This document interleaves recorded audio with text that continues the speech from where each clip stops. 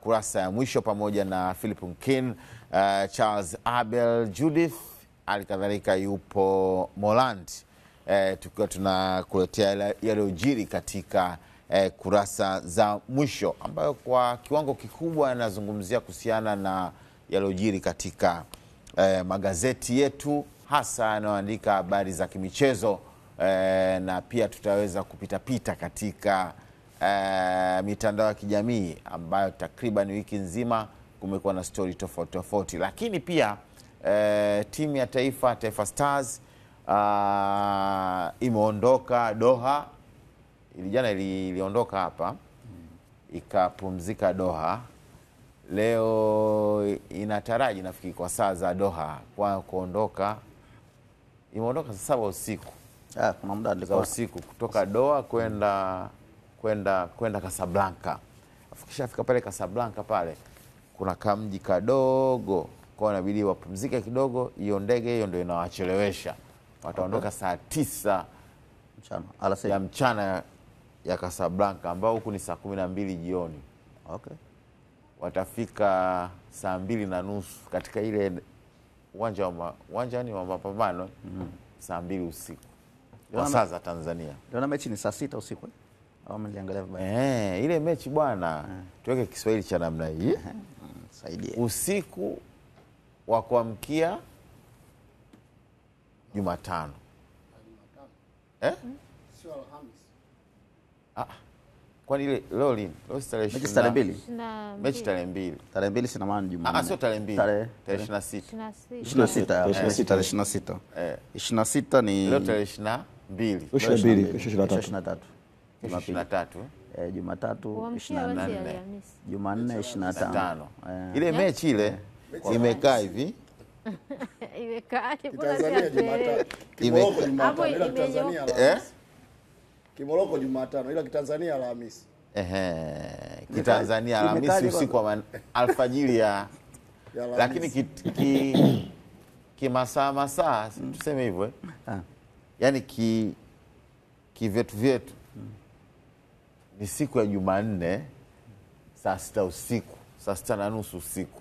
Jumanne vipi babu? Sikiliza babu, siku zinabadilika, inabadilika saa 6 na dakika 1. Leo tarehe ngapi? Kwa Mtanzania halisi. Leo tarehe ngapi? Leo tarehe 22. Jumapili 24.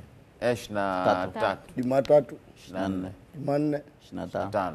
Kwa hiyo Jumatano alfajiri. Yaani kuamkia Jumatano sasa. Usiku hicho Kiswahili sasa ndio tunasema ile mechi imekaa hivi.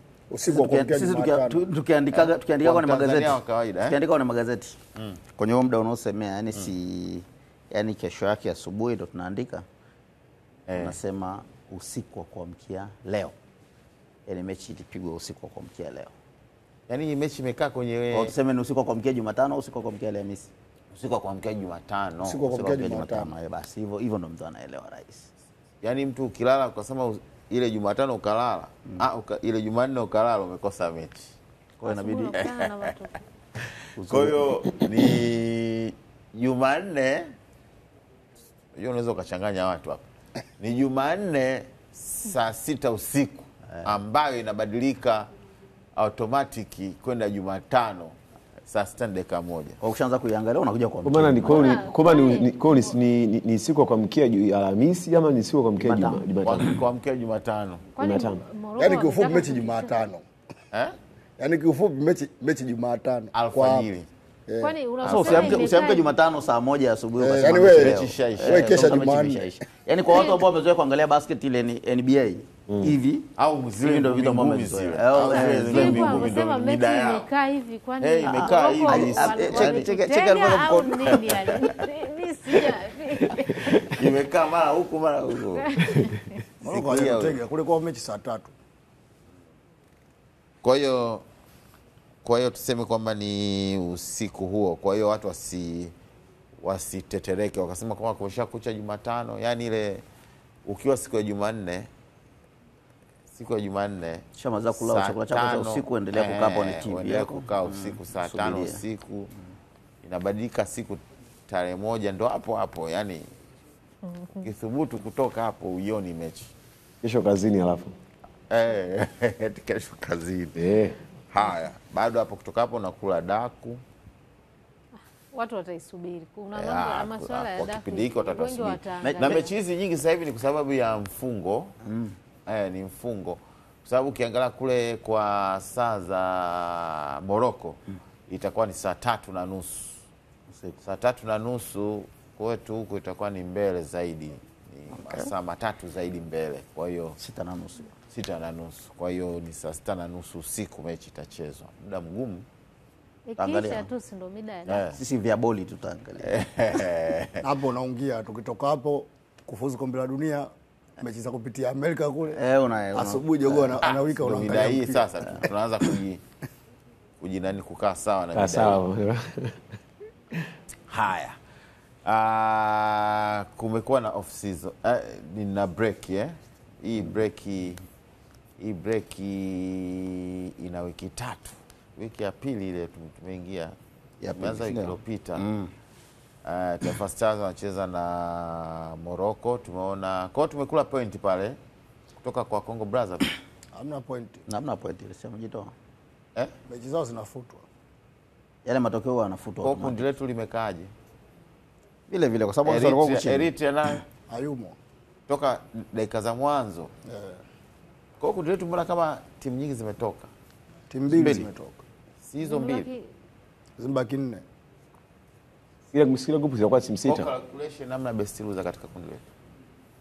Ni ngumu best loser. Yaani hata ukiangalia ile chati ya best loser mpaka sasa hivi hatumo. Yaani japo tuna pointi 6. Lakini hatupo katika ile chati ya best loser. Kwa nini best loser? Hamna timu wote kwenye kundi letu. Alafu na kwa nini best loser mbona kila michuano best loser? Tayari Morocco yani kama vile kashatumbukia. Kwa nini? Kwani ana pointi ngapi? Si nani? Tayari anaongoza group. 9. 9 na sisi 6. Tofauti yetu sisi na Morocco pointi 3. Tukimfunga Morocco tukishinda hiyo tarehe 26 tumemfikia. Au uamini kama tunataka kumfunga Morocco? Nataka tupige hesabu. Nadhani mimi nimetabasamu kuliko cha za Amerika kuna pua. Sisi bwana ule tunaweza tukamfikia. Ule Morocco sisi tuna uwezo wa kumfunga. Sare inatusaidia. Sare inatusaidia bado. Tunabaki tuko salama kwa sababu kwanza ni sare ya away. Ushindi. Ukumbuke Morocco si alifunga yani kwa hizo pointi zake 9. Sare. Jana katoka sare. Morocco Jana katoka sare na Niger. Na yeye ndo kasawazisha. Toka kisha 10. Alikuwa ugenini. Kwa hiyo mechi inayofuata Morocco ile ile hatari. Mechi inayofuata. Sasa na sisi tuna hasira vile vile. Kwa sare ina maana ana pointi 10 babu. Sawa. Kwa calculation akishinda ameenda. Itegemea na idadi ya mechi. Akishinda na kufikisha point 13. Automatically anakuwa 13 kwa mashindano ya kawaida ya 13 umeenda. Sababu anakuwa anampita Guinea, anakuwa anampita Niger kwa. Akifunga sisi ameenda. Na ni mechi ya nyumbani. Nasema leo tunaingia timu 9 lakini sasa 10 10 kama utashinda ile kwenye zile best loser. Charles kasema best loser tupo. Best loser yenyewe ina mchakato mrefu kweli kweli. Sitegemea. Hiyo best loser yenyewe ukipata. Sema lakini tutakuwa kama vile itakuwa kama vile tumeparamia tukienda World Cup Sasa tumeparamia kivipi sasa? Yaani kivipi tumeparamia? Yaani tofauti yetu sasa hivi na hapo nyuma. Kazi zetu zote tunapita. Tanzania World Cup. Kila jambo ni hatua, Filipo. Lazima uwe na mwanzo. Kila jambo ni hatua. Kila jambo ni hatua. Tutakuja kutengeneza nani yako imekaa vibaya lakini Simba yapangua mambo matatu Misri. Simba inataraji kuondoka tarehe 28 kuelekea Misri kuanza tiketi yake ya kucheza kafu. Ratiba yao iko tight wakati tulikuwa tunafanya mambo yako. Charles Abel. Naam. Tupitishe kwenye kafu kwa sababu kafu inaonekana ni bandika bandua. Sasa hivi kwa kutumia michuano ya World Cup tuna mechi. Tukirejea hatukai vizuri baada ya FIFA break na CAF tuna interclub CAF. Sawa. Hiyo fixture ni ya bandika bandua kuelekea target yao kuelekea CHAN na kumalizika kwa ligi mbalimbali Afrika. Nadhani kwa ratiba imekaa sawa kwa sababu kalenda ya mashindano yao ilishakuwa hivyo. Na wanachokifanya ni kwamba yani ukiangalia muda ambao mechi za kuwania kufuzu kombe la dunia unamalizika na mechi ambazo za Inter Club tayari kuna gepu la angalau kama sio siku 3 au ni siku 4 zaidi ya saa 72. Kwa hiyo kiutaratibu na kikanuni za upangaji wa ratiba za michezo wao CAF kiukweli wako sahihi kwa sababu ukiangalia ule muda wa kutoka mechi za kuwania kufuzu hadi mechi za interclub competition kuna zaidi ya siku 4 kwa sababu ukiangalia tumesema mechi zinachezwa tarehe 26 si ndio? Maana yake ndio siku ya mwisho ya mechi kuchezwa. Yaani Jumatano ndio mechi zinakuwa yani raundi ya 5 na 6 zinakamilika za kufuzu kombe la dunia. Baada ya hapo mechi zinakuja kuchezwa tarehe 1 nadhani au tarehe 2. Kwa hiyo ukiangalia hapo kuna gap kama la siku 5. So wao CAF sasa tena wewe utafikaje kwenye nchi ya ugenini au utakikusanya vipi kikosi chako? Wao hiyo sio jukumu lao. Kwa sababu tayari ule muda wa kikanuni masaa 72 yani ni zaidi ya masaa 72 ambao timu itakuwa inapata kujiandaa na kupumzika. Sasa bahati mbaya kwa timu zetu huko nyumbani hatujazoea hizi ratiba ambazo ndani ya wiki moja timu inacheza mechi 2 au mechi 3 ambazo ziko very competitive. Na ndio maana tunaweza tukaona kwamba labda imekuwa ni jambo gumu au ratiba ngumu kwa Simba, lakini kiutaratibu mechi za kuania kufuzu kombe la dunia zinahusu timu zote Afrika. Wenzetu bahati nzuri yao baadhi ya nchi ni kwamba vikosi vyao vya timu za taifa havitegemei wachezaji wa ndani. Vinategemea wachezaji ambao wanacheza soka la kulipwa Europe. Tofauti na sisi ambao unakuta Simba labda au timu zingine za ndani zinatoa idadi kubwa ya wachezaji kwenda kutumikia timu za taifa. Lakini pia tunafahamu kwamba sasa hivi timu zetu pia zimepiga hatua zinaweza kusajili wachezaji ambao wanachezea timu za taifa za nchi zingine. Kwa hiyo ukubwa unakuja na gharama zenyewe ndo kama hizi. Kwamba unapokuwa na wachezaji wa kimataifa, wachezaji wa daraja la juu, lazima ukutane na changamoto kama hizi na unatakiwa uzifix. Leo nazungumzia hali hiyo ipo kwa Simba, lakini kumbuka kwamba kuna timu kwa mfano kama Al Ahly inatoa idadi kubwa wachezaji katika timu ya taifa ya Misri. Hiyo Al Ahly inakabiliwa na mechi za kuania kufuzu, mechi za klabu bingwa wa dunia mbele yao, wana mechi za ligi ya mabingwa Afrika, wana mechi za ligi kuu ya Misri. Kwa hiyo ndio hivyo, changamoto hiyo haipo kwetu sisi tu, ipo kwa nchi zingine zote. Kwa hiyo klabu zetu wakati mwingine lazima zijiandae kucheza, yani kama wanataka zipige hatua kimataifa, maana yake changamoto kama hizo ratiba ziwe tayari kukabiliana nazo. Okay, gazeti la Mwana Sports, kipa Nigeria kumngoa Diarra. Hilo likiwa ni swali ambalo lipo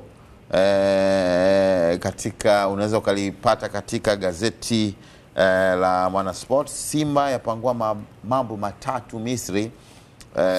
Tuende katika gazeti la Mwana Sports tena za Tanzania. Prisons bara hadi huruma. Aucho Dube mambo magumu. Diarra safi. Mama lande amecheka bwana, akacheka chazi. Kwanza zata story yake. Kwanza kacheka kwenye hiyo story ya prison. Kwa nini amecheka? Charity. Kwanza sio story yake.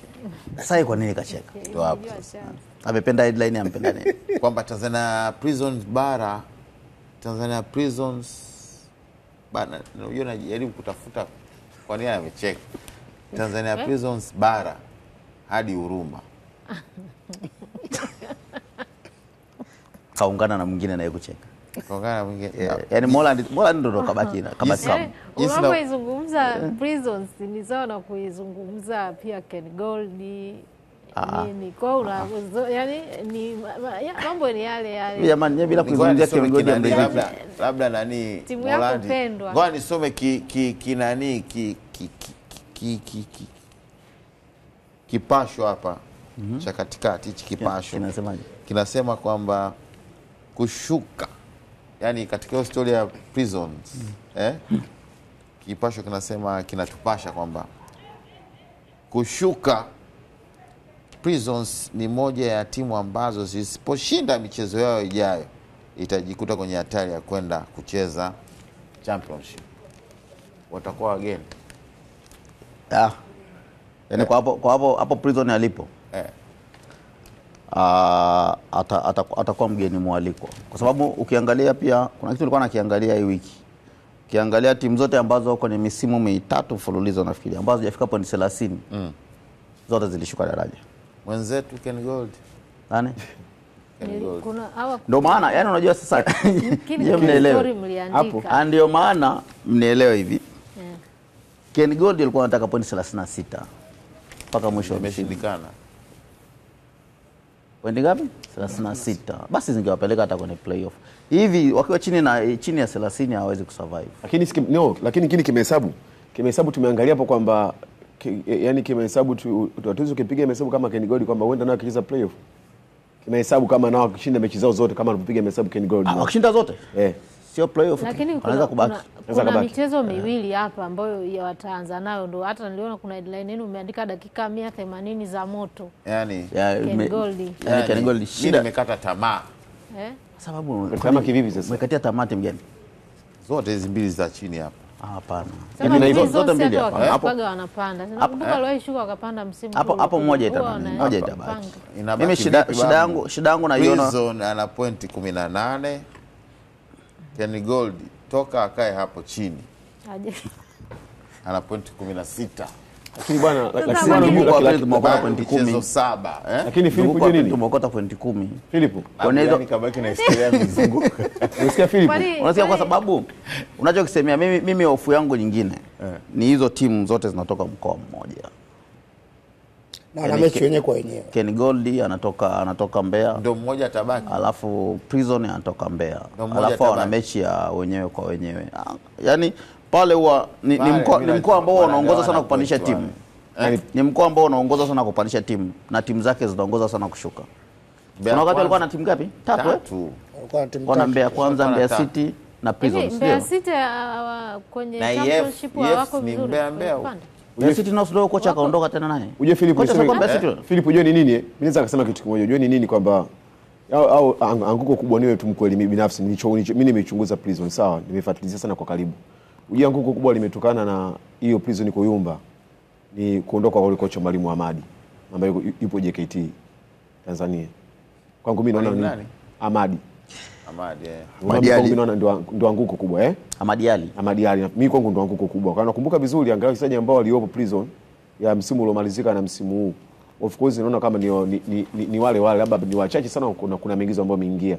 Lakini utaona kwamba mwalimu huyo Ahmadi kwa nakumbuka vizuri timu iko kwenye hali kama hiyo. Akati anachukuliwa kwenda kuficha Prison iko na kwenye hali ngumu, lakini mchezo ukabidhiwa timu kaiona inaanza kucheza vizuri ikabadilika. Mpaka nafikia hatua kubakia katika ligi kuu msimu huu hapa. Kwa hiyo naona kwangu mimi binafsi wanataka kidogo tu wa kweli unajua mwisho wa siku. Mimi naweza kusema kwamba anguko kubwa katika Prison naweza kusema kwamba kwa asilimia kubwa ni kuondoka kwa Mwalimu Ahmadi.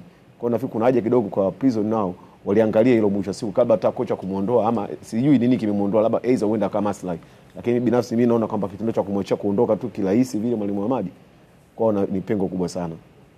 Yaani unajua hapo chini kuna point ameongea Nkini hapo kwamba ukiangalia misimu mitatu au hata 4 iliyopita Prison hajawahi kufikia point 30 kwa msimu.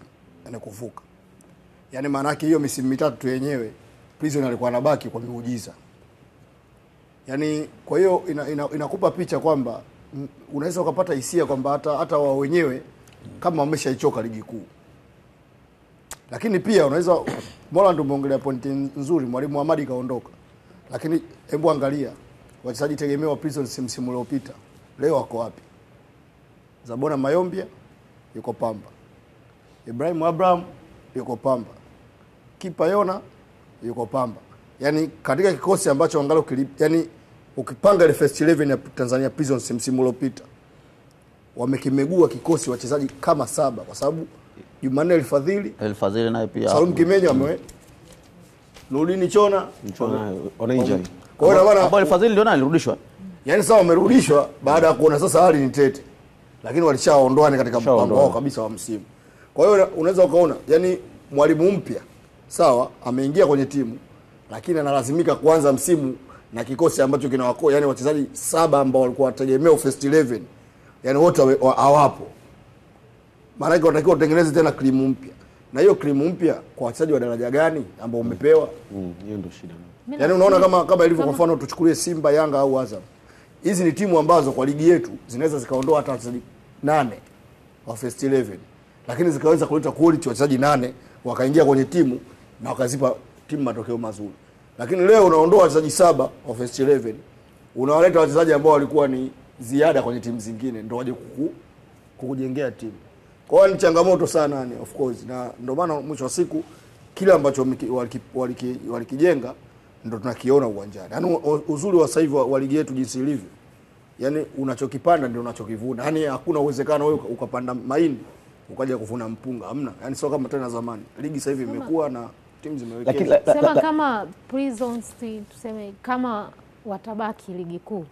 Mimi nafikiri viongozi na jeshi la magereza ambao ndo wanaimiliki timu yani wakae tena upya wajipange. Kulikuwa kuna Prisons ambayo ilikuwa ina ushindani mkubwa miaka kama 5 imepita, timu kubwa zote zilikuwa zikienda Mbeya pale, yani ukiondoka umeshinda labda ni sare na inao pia kucheza ilikuwa tofauti na ndio kabisa unasema. Kipindi hicho na Mbeya City pia walikuwa wanacheza vizuri. Lakini Prisons sasa hivi yani unaona kabisa timu zinaenda na zina uhakika wa kupata ushindi. Mimi nitaondoka na hoja moja ambayo kaiongea Chazi kwa maana kwamba kama wao wenyewe wanavyoonekana wanataka kushuka daraja. Unajua kwa maana gani? Kwa maana moja kubwa. Tusifike ni gold. Na CV sana Pamba. Of course unaangalia katika dirisha dogo ambao kitu ambacho amekifanya Pamba na kitu ambacho amefanya Ken Gold. Mpaka leo Ken Gold tunaizungumzia kwa maana usajili ambao amefanya. Angalia Pamba usajili ambao amefanya mpaka sasa hivi. Utaona jinsi gani ameweza kupambana hata kama wachezaji ni wa aina ile okay daraja la kati, lakini ni wachezaji ambao wenye uwezo kuipambania timu na kuishindania timu. Utaona jinsi gani wanaperform.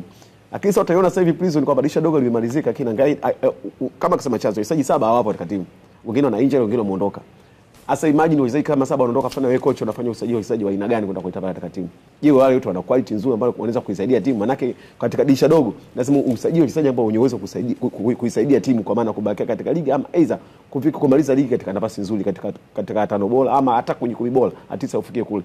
Tunataka kabisa wenyewe Prison wameshajikia kama kidaja chao kama wameshakuwa kama bwana sisi bwana basi bwana tumesalenda acha tuone. Kwa hiyo tunakubali ya kwamba Ken Gold anaweza kubaki Prison yako. Mimi binafsi kwa sababu unajua kwa nini nasema nakwambia hivyo. Mzunguko wa pili ukichukua mzunguko wa pili ukaweka kwenye msimamo. Ken Gold anashika nafasi ya 5. Ken Gold anacheza kwa kufanya vizuri.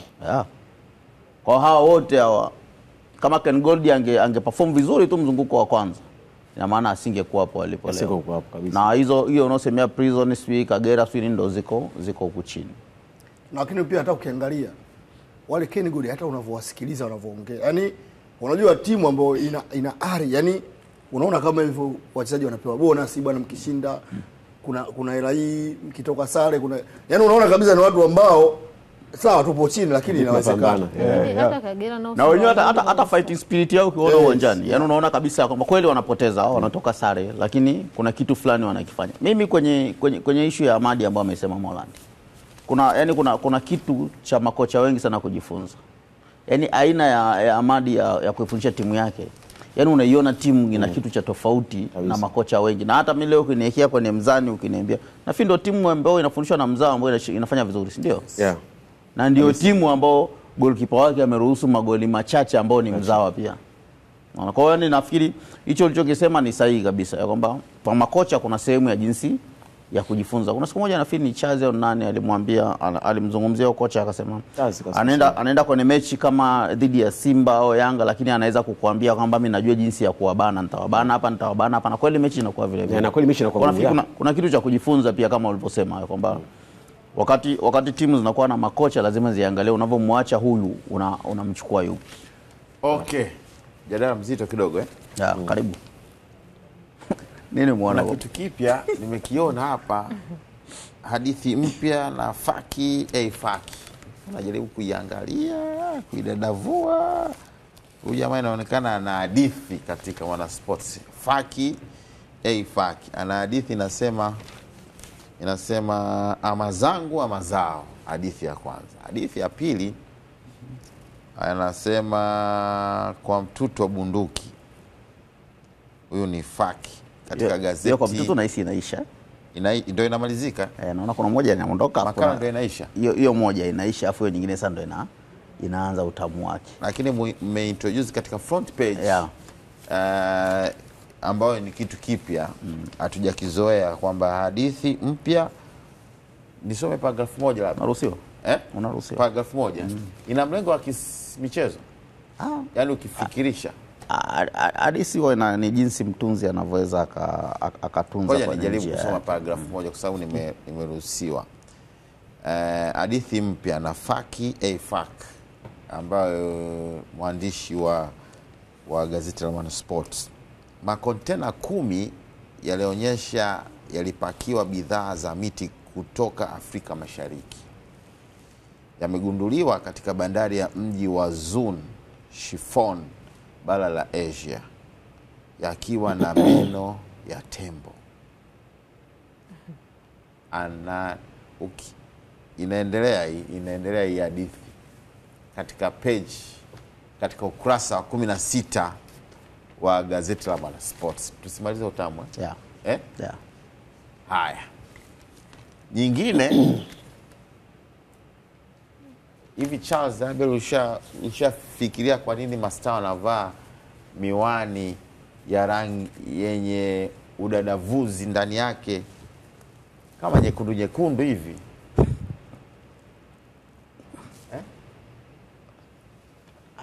Usiseme kilichopo huku. Yaani mimi nasema tu, yaani ulishaona. Yaani kujua kuhusu rangi kiukweli mimi sijui.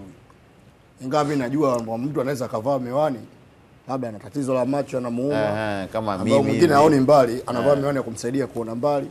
Mwingine haoni karibu, anavaa miwani ya kumsaidia. Lakini kuhusu rangi sijui. Kuna makala hapa katika gazeti la Mwanasports, mastaa wa Uingereza hasa Manchester United, Manchester City na United wote wapo. Manchester City. Headline, kumbe kilichopo nyuma ya miwani ya vioo vyekundu wanayovaa mastaa England. Miwani yenyewe ni hii hapa. Inaonekana vizuri. Akizumu itaonekana. Miwani ni hii hapa. Na mastaa hawa hapa wakiwa wamevaa miwani hiyo. Sijui nikiseme kibwagizo kidogo kimoja. Niendelee? Asante kwa ruhusa. Anasema kutokana na kuvaa hii miwani hii yenye wekundu, kumbe bwana ni tiba. Anasema kuna homoni hiyo ina mchango mkubwa katika kumsaidia binadamu kupata usingizi usio wa kushtuka. Wewe Abel unashtuka sana. Usiku unashtuka mara 3. Hiyo babu. Hiyo unasemea ndo kama kwako. Hii ya kwangu mimi sioni mbali. Okay. Sioni mbali. Yaani mimi kuna vitu sivioni. Kwa hiyo ina maana hata wale wanaovaa ambayo ni nyeusi ina maana. Sasa ukisoma hicho ambacho amekisema amekisoma wanasema ile miwani ni tofauti na zile nyeusi ambazo wanavaa. Ya kwamba hizo ziko maalum kwa ajili ya kwanza wanasema ule muda ukifika giza likishaingia ile hali ya usingizi inakuja yenyewe automatic, yani unaanza kufeel kulala. Mimi nahitaji hiyo miwani. Washaelewa, lakini wanakuambia utakuwa miwani mingapi? Yani utakuwa na miwani mingapi sasa? Natoa naweka hii, yani nabadilisha. Sasa sikifika jioni anavaa kwa hiyo. Anasema ni usingizi mwanana, yani unalala usingizi. Hamna kushtuka. Sio kushtuka. Lakini kuna angalizo kwenye mangam tunasema kuna usingizi wa mangam. Hawajaweka sio mangam. Umeona wasitumie. Sio mangam. Usingizi utaelewa. Usingizi wa nini? Mangam. Mangam ndio. Si unashtuka kila saa. Anajua nani cha. Unajua kuna kanuni ya afya inaitwa triple 8. Yani triple 8 maana yake ni 888. 8 yani ukiziweka hizo 8 tatu ukizizidisha 8 mara 8 yani 8 mara 3 unapata 24, yani masaa 24. Yani mwanadamu ana masaa 8 ya kufanya kazi, ana masaa 8 ya kuenjoy, ana masaa 8 ya kupumzika, yani kulala kwa siku. Ndio siku ina saa 24. Yani ndio anatakiwa siku, yani masaa 24 ya mwanadamu ayagawe kwa staili hiyo. Sasa kwa dhana hiyo 8 ziko 3 yani kwa dhana hiyo unajua wachezaji wanafanya yani shughuli ambayo wanaifanya wachezaji mpira wa miguu ni shughuli ambayo ni ngumu, ambayo inahusisha migongano, yani mwili unakuwa huko zile intensities. Sasa kwa maana hiyo ukisema kitendo cha kushtuka tu usiku, yani ukiwa umelala ukashtuka, maana yake yale masaa 8 anakuwa hajayafanyia kazi vizuri. Nadhani sasa kwa maana pengine wamekuja na kitu kama hicho, kwamba ili ya kumtengenezea mazingira kwamba ule muda, yani anapofika muda wa kulala, yani apumzike vizuri, kwa sababu tayari anakuwa na masaa 8 ya nginja na bado anakuwa na masaa 8 ya enjoyment ambayo pia nayo ni muhimu, ambayo pia nayo ni muhimu kibinadamu. Umeona? Kwa hiyo tunaona jinsi gani sasa wenzetu wanasema sasa tunapopata picha imeanza siku nyingi toka enza Edgar Davis alikuwa mgonjwa. Ukisoma makala inaeleza Edgar Davis alikuwa na shida ya macho. Akawa anatumia ile miwani. Lakini kuanza hiyo sio kwamba imeanza leo kweli. Iko siku nyingi, lakini watu wengi walikuwa hawaelewi.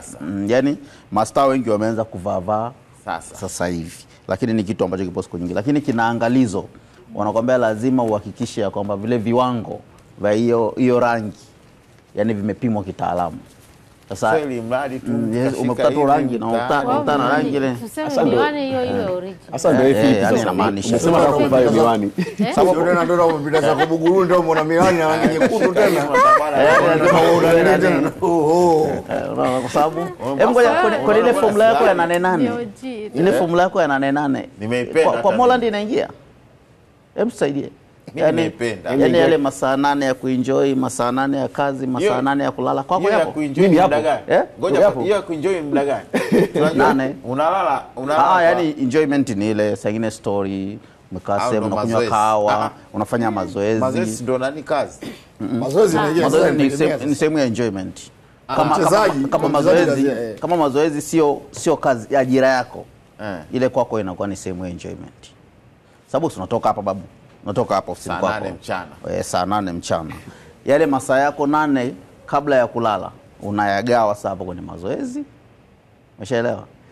Kwenye kukaa umekunywa zako kahawa, umeenda labda sehemu umekunywa kahawa, umepiga story, umemaliza yale 8, umeenda kutumia yale 8 mengine kwenda kulala. Sasa nilikuwa nataka mimi nijue kwa Moland, yani hiyo ina apply kwake. Sana inawezekana. Kwa nini siwezekani? Subiri. Nani upo soko kazini? Masaa 8 umemaliza. 8, sawa. Unataka kwenda kuenjoy. Mimi hapa nakwenda hapa kupiga sio na shikaji, kupiga sio mpaka kutoka saa 8 mpaka saa ngapi? Mpaka saa 4 saa 5. Sisi tunataka kwanza angalia tu calculation yake. Mpaka saa 4? Mpaka saa 4 saa 5. Saa 5 baada hapo ndo kulala zangu. Kulala saa 5 amka saa ngapi? Namka. Saa 2 kasorobo najiandaa hapo kwenda kazini mpaka 2 na. Unajua unataka kujua pale yale 8 ya enjoyment kwa Moland. Yeye sisi bwana. Sisi ngoja bwana. Kindi bora jaza anacheka. Mchazi bwana anacheka. Mimi kiukweli mimi mkweli. Mimi hiyo formula mimi siitimizi kiukweli. Mimi naiona ni ngumu. Yaani kwetu sisi Ni ngumu. Yaani kwa tasnia ambayo tupo. Kwa mfano haya. Morocco na Tanzania wanacheza saa ngapi? Saa 6 usiku. Wewe unatakiwa ukae ujue usubirie mechi ambayo ni sehemu ya kazi yako kama mwandishi. Unajua hivi? Mara moja. Alafu sasa unaweza kwani hii formula yako 883 uwezi lile la kulala kalianzishia huku alafu lile kalimalizia kule. Wapi muda gani? Alimalizia wapi? Sababu wewe kazini bado utaingia kazini mchana. Yaani hakuna mtu atakayemwambia kwa sababu ya formula 88 mimi nalala mchana, haizi kukuelewa. Ya kikweli hakuna bwana. Tu wa kweli hakuna bwana. Mimi binafsi kwa kweli siwezi. Kwa hiyo kweli siwezi. Lakini kama Kwa hiyo hii makala tunakubali inatufundisha. Hiyo inafundisha na hiyo imeleta yani formula ya chazi hiyo ya 88 ni formula ya chazi ambayo ameileta. ila hapo kwenye angalizo ndo pa muhimu zaidi. Hapo kwenye quality ya hicho ambacho unaenda. Sasa kila mtu anavaa kumbe anajitafutia matatizo ya macho. Hiyo hormone inaitwa, labda kama mtu anataka kwenda Google dukudukua, melatonin. Hiyo hormone ambayo inazungumzwa, ambayo inakuletea usingizi. Umeelewa Judy? Ukiwa na hiyo miwani. Maana naangalia movie mpaka saa 7 saa 8 usiku. Sasa mwisho wa siku sije akakukuta ukavaa miwani hiyo. Au unamwona Charles Abel usiku, Charles mtaani saa hizi. Ila mimi naamini wengi kwenye kurasa kaingia. Yaani kwenye nchi zetu za Afrika ni ngumu sana kuiapply. Sababu wakati mwingine hizo nane zingine unakutana nazo kwenye foleni. Kwa mfano Yaani hizo nane zako unazofikiria zingine unakutana nazo kwenye foleni. Okay. Kwa hiyo basi kuna makala ambazo tumezipitia ambazo kwa kawaida tunakuwa tuzipitii. Kuna hiyo ya ambayo tumesema ya faki ambayo inaonekana ni utaratibu mpya wa kuweza kuzifuatilia.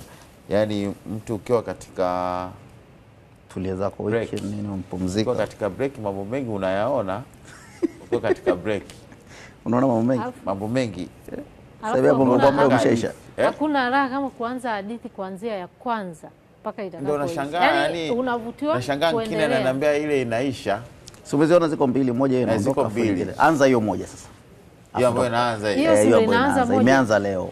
Imeanza leo. Hiyo mtoto wa bunduki imeanza leo. Ile mtoto wa bunduki imeanza leo. Kila siku ukipata wewe gazeti utaikuta. Kila siku Jumamosi. Kuanzia Jumatatu. Kuanzia leo, kesho kutwa, yani unajua si gazeti linatoka kila siku. Kwa siku zote ambapo gazeti linatoka hiyo DC. Haya, basi nitazidi kuifuatilia. Haya, mwana pia wanasema wanasanaa. Wanasema kwa mtu mwenye ndoto ya kuwa mwandishi mzuri, iwe wa magazeti, wa habari au kitu chochote, hadithi zinasaidia sana kumfanya mtu awe mwandishi mzuri, kwa sababu hao watungaji wa hadithi wanatumia ile wanasema umahiri wa lugha, maneno mengi. Wakati mimi nasoma nilikuwa napenda sana kubandika zile picha za magazeti ukutani. Nasoma mimi niko sekondari. Juzi nilikuwa naangalia picha zangu za nyuma, nikakuta kuna siku niliwahi kubandika picha ya huyu Faki. Yaani enzi hizo mimi nasoma, yeye alikuwa anaandika hadithi. Kwa hiyo hata leo ukija ukutana na kitu chake lazima kuna kitu fulani hivi unaweza ukasoma akawa amekufundisha kitu. Kwa hiyo hicho nilichosema chazi ni kweli. Yaani watunzi wa hadithi ni watunzi kama watunzi wa vitabu. Kuna kitu uliangalia ukataka kusema? Kuna kitu umeangalia hapo unataka kusema? Au sababu story umeona na huko? No, hii kwanza nimeona kwamba ni story ya kijamii. Kama campaign ni story ya kijamii. Story nzuri ya story ya kijamii ambayo ipo pia katika gazeti la Mwananchi napo. Lakini kilichonisukuma kuona kule nilisoma kwenye gazeti la Mwana Sports kuhusiana na kipa Nigeria. Hapa kwenye gazeti la Mwananchi. Kipa Nigeria Diarra mtupu. So mimi ni headline. Sije nikaamba ni mimi, ni headline. Kipa Nigeria Diarra mtupu. Kwa maana Diarra safari inamkuta. Anaondoka na maana hiyo. Gazeti halijasema hivyo. Gazeti halijasema hivyo. Nimesoma gazeti. Gazeti la Mwanasport, angalia sura ya Mwanasport. Inawezekana anafananishwa. Umesema sikiza. Kwani Kiswahili cha Philipo cha Charles Abel na Philip Nkini mtupu? Wanafanana. Philipo, umesoma gazeti la Mwanasport? Story yake ilisoma kuhusiana na tulinganishi. Kuhusiana na Diarra. Imeandikeje? Ilani yake. Nilisoma kipa Nigeria kumngoa Diarra. Ina alama ya ulizo. Wewe umesoma kama statement. Umesoma kama statement. Umeniingiza kwenye chaka. Kipa Nigeria kumngoa Diarra. Sijakuingiza chaka, ni kwamba isome hiyo story ya huko headline na isome na huko kwa mwisho siku hiyo kama ni swali. Unganisha na kipa Nigeria Diarra mtupu. Au nimevuta sana. Sawa, mimi ndio maana nikasemaje, kwa hiyo ina maana kwa maana Diarra na maana Safari na Mputo huenda akaondoka. Hilo maoni yako. Yaani huenda ukisema huenda wala haina shida. Huenda akaondoka wala haina shida. Sababu anaweza akapata dili kweli akaondoka. Lakini ana uwezo pia wa kubaki.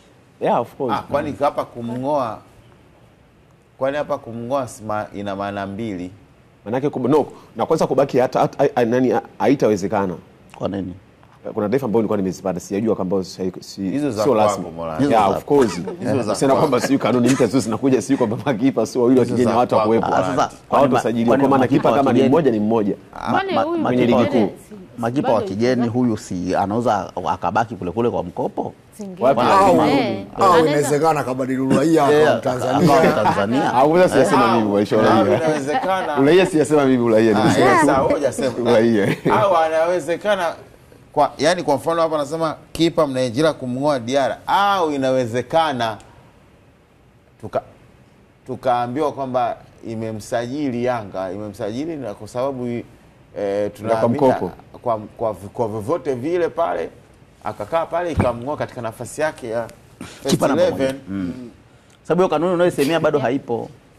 Ni lazima itengenezwe. Unaweza ukazungumzia kwa hiyo. Haipo, lakini tayari kipa lakini inasemekana ndio itakuwa huenda msimu ujao. Kipa yuko timu ya taifa ya Nigeria.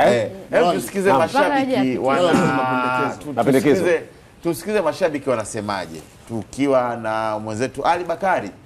Ali, ukiwa katika mitaa ya magazeti, mashabiki wanatafsiri vipi vichwa vya habari hivi viwili ambavyo vipo katika gazeti la Mwananchi na Mwana Sports? Ya Mwana Sports inasema kwamba kipa Nigeria kumngoa Diarra, hiyo ni swali hilo. Lakini gazeti la Mwananchi inasema kipa Nigeria Diarra mtupu. Mimi ni tafsiri yangu kwenye gazeti la Mwana Sports, kipa Nigeria kumngoa Diarra, maana yangu mimi ni kwamba anatoka kwenye first 11 anakopo kipa wa pili.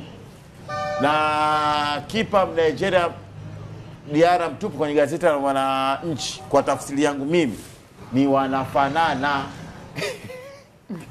Sasa mbona msisitiza? Filipo Cyprian, asante sana, nimekusikia vizuri. Mwanzo pale ulikuwa unazungumzia mambo ya usingizi wa Mangam. Naam. Mtu wa Tanga wewe, una maneno mengi sana. Lakini tumekupata vizuri kabisa. Tumeamkia hapa Mabibo mwisho hapa. Kuna kijio cha magazeti hapa kwa wenyeji wa Dar es Salaam ama maeneo haya ya Mabibo wanaweza kufahamu kwamba nyuma yangu huku kuna magari ambayo yanaenda yanatokea external, ndio hayo unaona yanaelekea huko na huko yanakwenda Mabibo sokoni. Sisi tupo hapa pembeni na kuna kijio cha magazeti hapa. Kwa hivyo ngoja tusogee hapa kwenye magazeti tuyaone ama tuone hivyo vichwa vya habari ambavyo umevizungumzia. Nipo na mwenzangu hapa Hassan Nasibu, cameraman makini kabisa, yupo nyuma ya kamera. Ngoja tusogee kwanza hapa. Na watu wanasogea hapa Filipo Cyprian. Hayo magazeti uliyozungumza yapo hapa.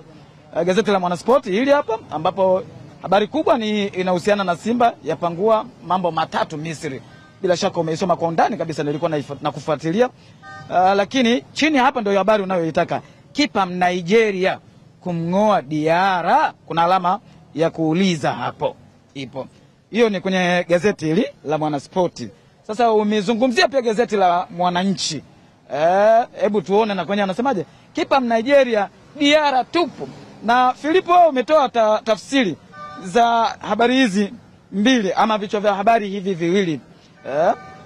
Hii hapa ukasema kwamba kwa mtazamo wako ni kwamba ni kama wanafanana katika ubora kwa mtazamo wako. Lakini huku ukasema ya kwamba inawezekana huyu kipa akija labda pale Yanga afu Diarra atakuwa kipa namba 2. Sasa tuwaulize mashabiki wenyewe kwanza hapa. Bana, habari yako bwana? Safi kweli. Kwema. Safi. Wewe shabiki wa timu Simba Sports Club. Wewe unaitwa nani? Nyama bana. Naitwa Kaseja. Wewe mbona unanibishia unasema? Wewe Simba mnyama wewe. Huyu Simba? Mnyama. Sio Simba. Sio Simba. Yaani utofauti wa Simba na mnyama, hebu tupe kwanza. Simba na rangi gani? Unamuuliza huyu au unaniuliza mimi?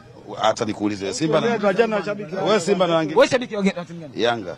Tuanzie na wewe kwanza. Kwanza umeviona vichwa vya habari hivi? Nimeviona. Unaitwa nani kwanza? Hamisi, fundi Hamisi. Shabiki kweli wa Yanga wewe? Namba 1. Tuambie katika hizi habari mbili tulizoziona, moja kwenye gazeti la Mwanaspoti hii hapa, kipa Nigeria kumngoa ya Diarra. Hilo haliwezi kuwa na udhibitisho kwa sababu wewe hujawahi kumuona wewe Nigeria. Ushamuona Nigeria?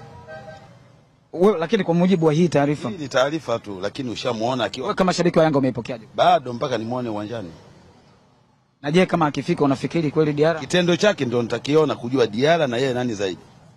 Tafsiri ya hii ya taarifa tu. Tafsiri maana yake nini? Maandishi, tafsiri unaweza kaandika wewe utakavyo. Mimi nione. Wewe umeelewaje hizo?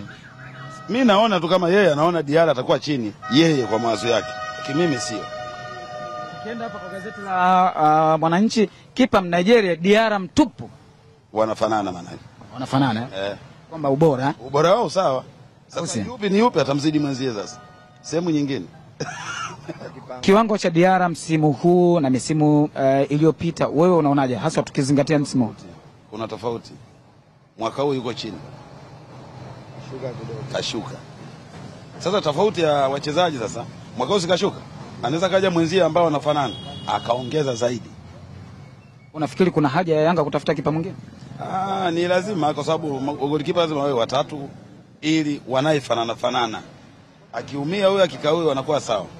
Na wewe shabiki wa Yanga upo tayari kwamba pawepo na magolikipa wawili wa kimataifa? Sio mbaya. Sio mbaya. Sio mbaya.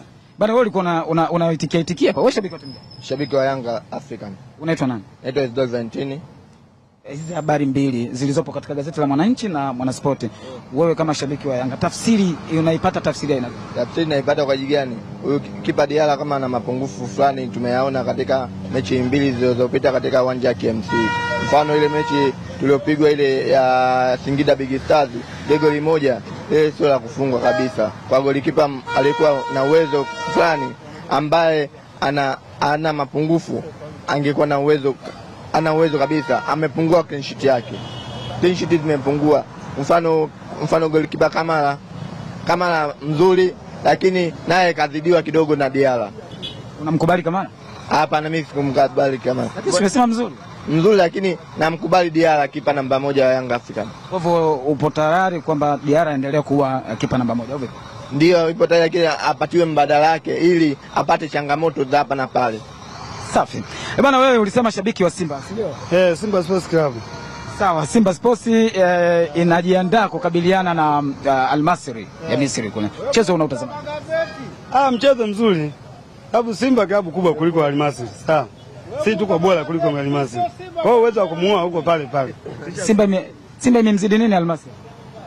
Tunamzidi hata kwenye ranki tunamzidi, sisi tuko juu. Sawa. Tuko nafasi ya 6, yeye tuko kwa 18 huko. Kweli? Zidi mbali sana. Tuko nafasi ya 6 Afrika. Yeye wa 18 huko zile 20 huko. Wale kwa takwimu za mwaka gani? Za msimu huu. Sawa.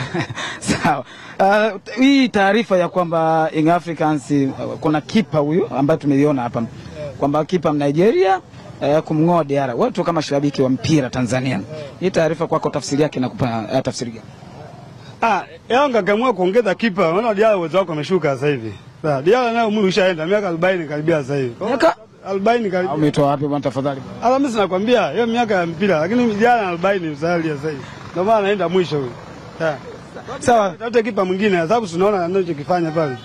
Timu ya taifa ya Tanzania ipo safarini kuelekea Morocco kucheza mchezo wa kufuzu kombe la dunia mwaka 2026 dhidi ya Morocco. Mchezo huu wewe unautazamaje? Yani Morocco kisikia kama Mtanzania unapata taswira gani?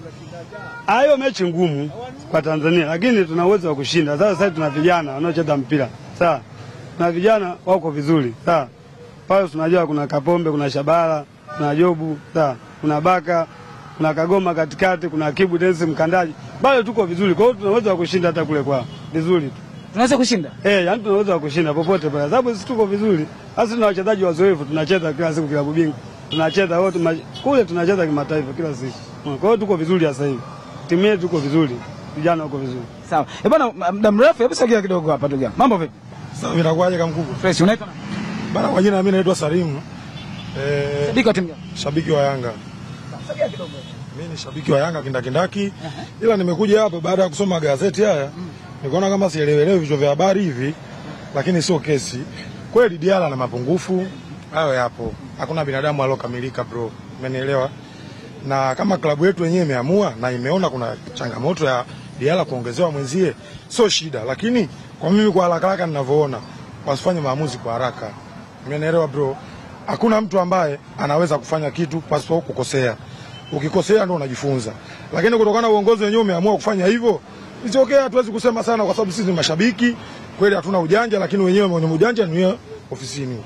Lakini wewe bado unakoshwa na Diala. Yaani mpaka kesho bro. Yaani hata nikitulia hivi hata ukienda magetoni yani huyo mwamba nimemweka kila sehemu. Bwana wewe. Mimi nakwambia. Umebandika picha zake? Mimi nakwambia. Hebu waambie Watanzania wajue kwamba umebandika picha za Diala nyumbani kwako. Yaani mimi sio kubandika tu. Yule mwamba natamani hata nikutane naye, sema tu kutokana na kazi zangu. Siwezi kukutana naye. Hujawahi kukutana na Diala? Mimi sijawahi kukutana naye, lakini kutokana na kazi zangu mwenyewe ninavyohangaika natamani. Lakini yule mwamba ni mtu. Kwa sababu gani nakwambia hivyo? Kuna baadhi ya mechi nyingi zimechezwa tumeziona.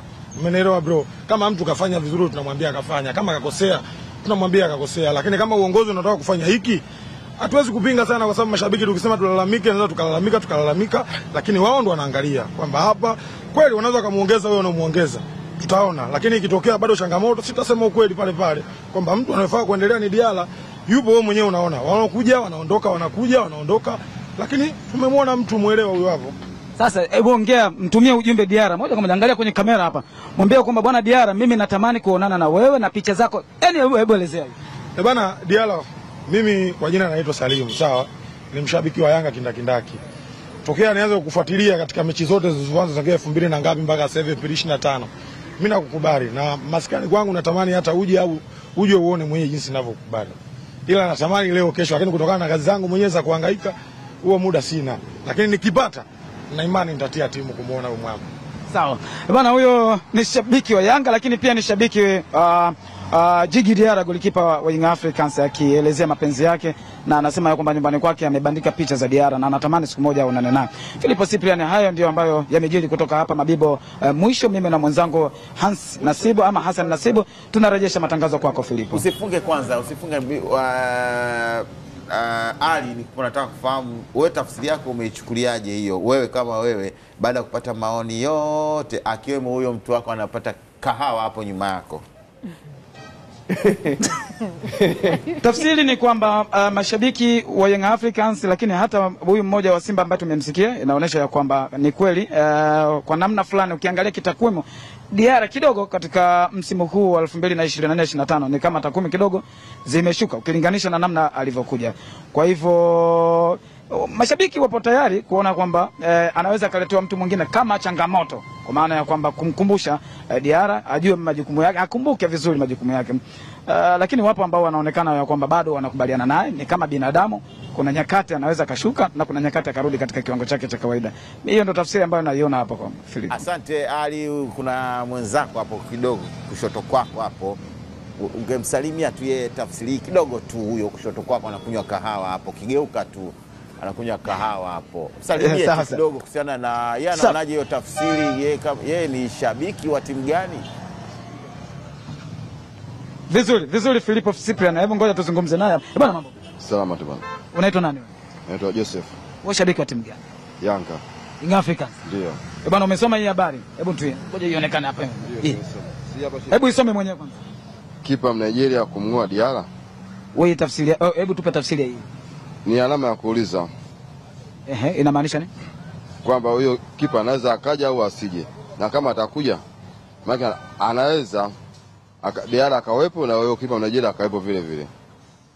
Basi wakawepo tu basi. Nani atakuwa anaanza? Kwa mujibu wa tafsiri habari hii hapa, nani atakuwa anaanza? Yategemea na mechi. Kama mechi ni ngumu, yeyote siku ambaye atakamka saa ataanza. Lakini kumng'oa si maana yake ni kwamba unamuondoa katika nafasi yake anakama. Hapana. Kwa sababu paka sasa hivi Yanga pale kipa na moja Diara, lakini namba 2 bado kuna utata. Kwa hivyo nafikiri kwamba kama atakuja mwingine atakuwa ni namba 2. Philipo, umesikia hiyo tafsiri kutoka kwa ndugu yetu hapa. Asante sana Ali, nimeona asilimia kubwa sana wana tafsiri yao, na kwa asilimia kubwa sana wameniunga mkono mimi.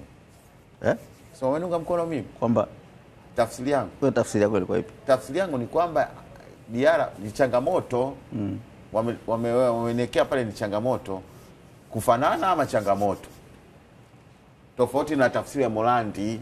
Ya Morandi ilikuwa tafsiri ya Morandi ni anaondoka. Tafsiri ya Morandi ni changamoto wa vitendo. Haya basi, tunamalizia kipindi cha kurasa za mwisho. Tupo katika FIFA break, lakini lo Nkini leo kaamka leo na kutikavu lake. Nkini ananiambia kwamba bwana, tukirudi kabla msimu hujaisha. Mimi sijakwambia msimu hujaisha. Kabla nini? Nimekwambia kabla ya masaa 24. Kabla ya saa 24. Kabla ya saa 24, kweli saa 24 kutoka sasa tunavyomaliza kipindi. Sasa ligi simesimama, lakini babu Dok, tusubiri saa 24 na mashabiki wasubiri saa 24. Maana yake nini? Saa 24 mpaka kufikia kesho asubuhi, si ndio? Kwa muda kama huo. Kwa maana sasa hivi kuna mtu amekalia kutikavu. Sasa kutikavu kipia kati mechi haijachezwa sasa ligi. Sio lazima. Munga mkono Nkini anapunguza saa 24, saa 12 naika saa 16. Saa 16. Judith, wewe hujui ya mambo Mimi sijasi. Sio kule chini. Sio kule chini. Mimi najua, lakini sasa unaona mbona mapema. Sio chini. Hapa kwenye kuanzia nafasi ya 6 kuja mpaka nafasi ya kwanza. Sawa. Kuna kutikavu na kwa mujibu wa Nkini pamoja na Charles Abel, Nkini saa 24, Charles Abel saa 16, kwamba lolote linaweza likatokea katika timu ambao kutoka 6 kurudi chini. Kurudi chini. Sio kurudi chini. Kuja juu. Kuja juu. Lakini wanamuonea. Haya, asante sana jamani kwa siku ya leo. Tumehitimisha kipindi cha kurasa za mwisho. Tusubiri saa 24, saa 16, nini ambacho kitajiri katika benchi la ufundi katika timu 16. Alafu wiki ijayo tutakuja kuangalia clean sheet. Inatamkwaje ile clean sheet? Clean sheet hivyo. Clean sheet. Asante sana jamani, siku njema.